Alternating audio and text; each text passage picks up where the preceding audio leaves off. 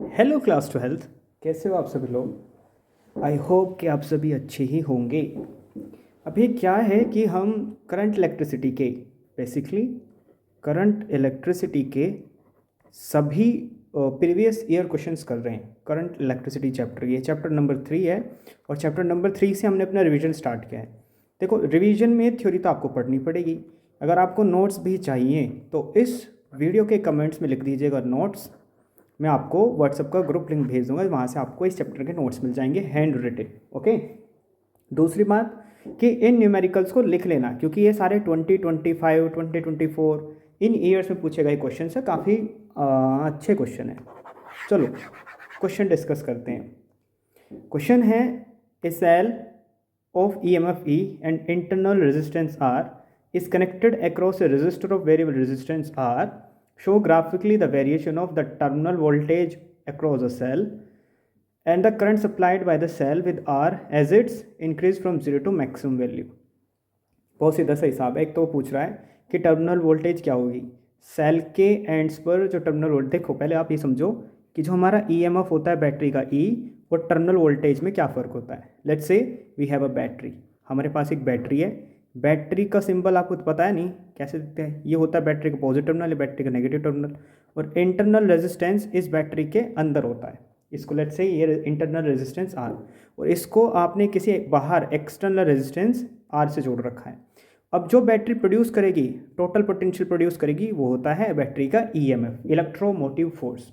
और जितना पोटेंशियल इस रेजिस्टेंस के पास पहुंचेगा उस पोटेंशियल को बोला जाता है टर्मिनल पोटेंशियल। क्या बोला जाता है?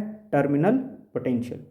अब वो टर्मिनल पोटेंशियल कैलकुलेट करने के लिए बोल रहा है कि इस सेल के अक्रॉस कितना टर्मिनल पोटेंशियल होगा। वन बाय वन इस वाले क्वेश्चन को करते हुए चलते हैं। Let's discuss.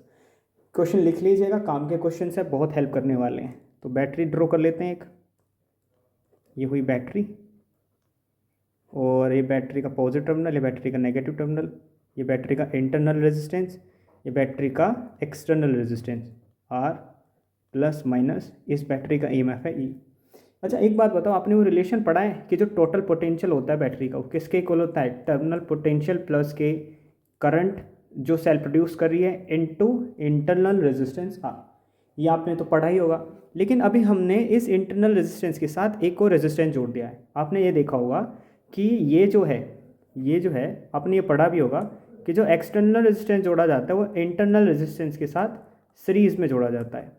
तो ये वाली फॉर्म कैसे बन जाएगी? आपको ये भी पता होगा कि अगर दो रेजिस्टेंस सीरीज़ में जोड़े हो तो उनका नेट रेजिस्टेंस कैसे निकलता है? R1 प्लस R2 से करके। अगर पैरेलल में होते तो 1/R1 और 1/R2 हो जाता। तो कितना है ये? R प्लस के R। तो यहाँ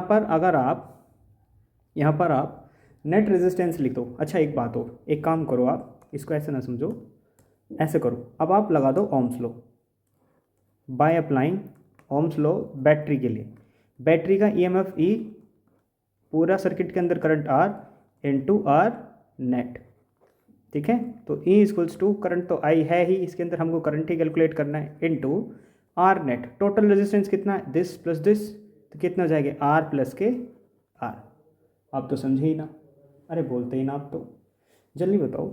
अभी एक बात बताओ, यहाँ से टर्मिनल पोटेंशियल कैलकुलेट कर सकते हो? यहाँ से टर्मिनल पोटेंशियल कितना आएगा? E माइनस के R into I into R। अभी क्या होगा? होगा क्या? कुछ भी नहीं।